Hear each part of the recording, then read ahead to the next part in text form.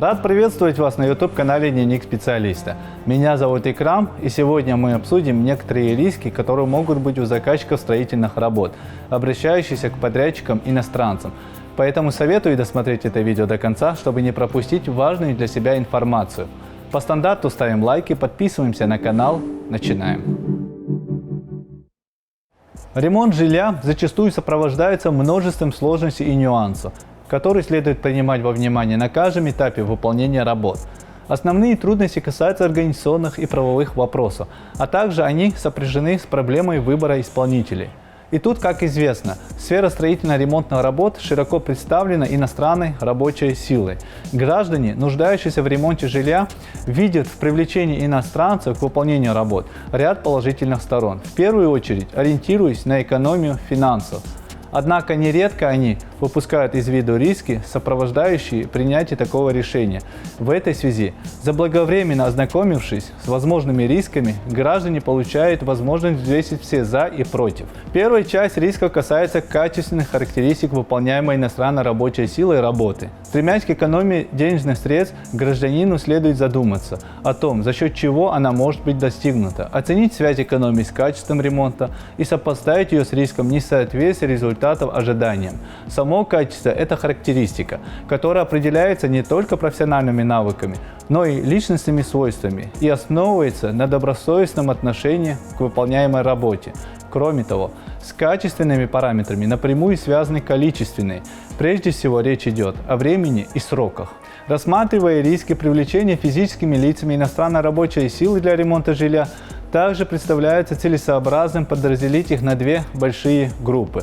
Это риски неспецифического характера, имеются в виду риски, которые касаются привлечения к работе как иностранцев, так и российских граждан. И риски специфического характера, те, что связаны с привлечением только иностранной рабочей силы. Первая группа рисков носит неспецифический характер и связана с формулировками, используемыми в гражданско-правовом договоре, а именно прописываемым в соглашении условиями. Эти риски касаются возможной переквалификации договора. Иными словами, терминология, используемая в договоре, не должна приводить к смешиванию норм трудового и гражданского права. То есть такие формулировки, как должность, работодатель, работник, заработная плата, не должны фигурировать в гражданско-правовом договоре. Они уместны в ситуации заключения трудового договора между юридическими лицами и иностранной рабочей силой. В целом, перечень неспецифических рисков достаточно обширен и может быть представлен некорректная формулировка предмета договора, отсутствием отчетливой фиксации сроков начала ремонтных работ и их завершения, некорректная формулировка порядка оплаты выполняемых ремонтных работ, а также порядка обеспечения необходимыми материалами, отсутствие точного закрепления порядка приемки выполненных ремонтных работ и так далее.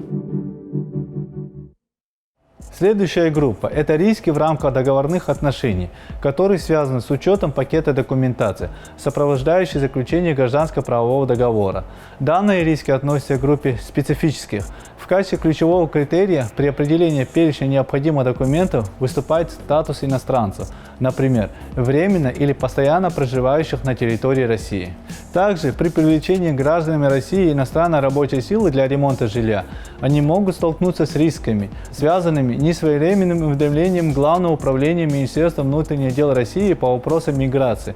Такое требование касается случаев заключения с иностранцами как трудовых, так и гражданско-правовых договоров, независимо от категории. Если гражданином, привлекающим иностранную рабочую силу для ремонта жилья, соблюдены все требования применительно к уведомительной процедуре, то тем самым также предупреждаются риски, связанные со штрафными санкциями. Более того, привлекая для ремонта жилья иностранную рабочую силу, важно помнить про языковые барьеры.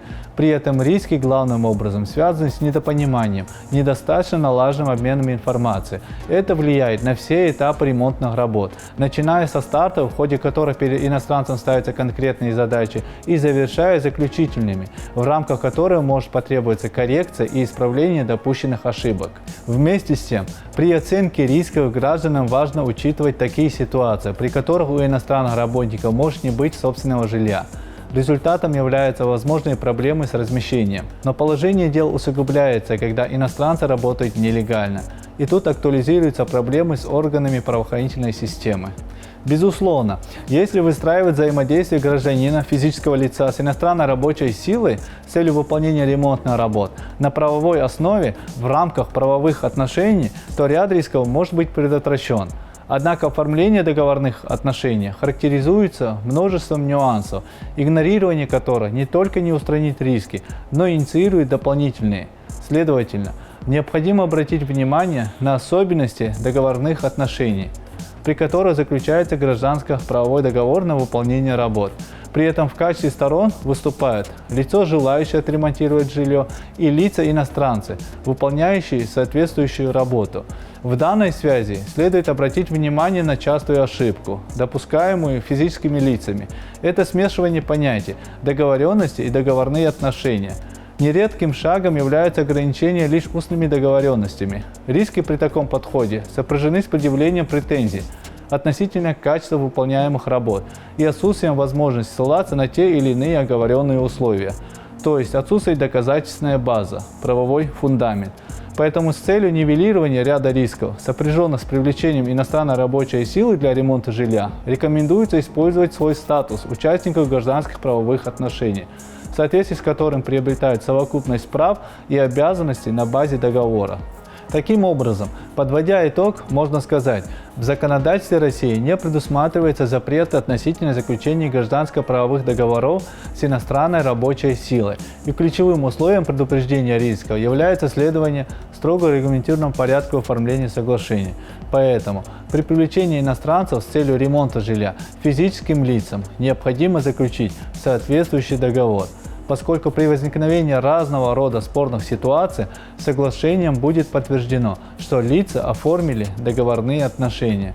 Тут важно отметить, что риски, связанные с невыполнением договоренности, могут присутствовать всегда, однако именно договорная основа выступает в качестве гаранта доказательственной базы нарушенных прав. Она обеспечивает надлежащую защиту как во внесудебном, так и в судебном порядках. Для того, чтобы избежать штрафов и судебных разбирательств, рекомендуется запросить у иностранцев, исполнителей, полный комплект документации с учетом их миграционного статуса, оформить договор, не смешивая терминологию трудового и гражданского права, и своевременно направить уведомление в МВД России. Выводы делать только вам, но чтобы не ошибиться, обязательно надо держать в поле зрения правовую сторону вопроса. И это все, что я хотел сказать сегодня. Не забудьте поставить лайк и обязательно подпишитесь на канал. До новых встреч!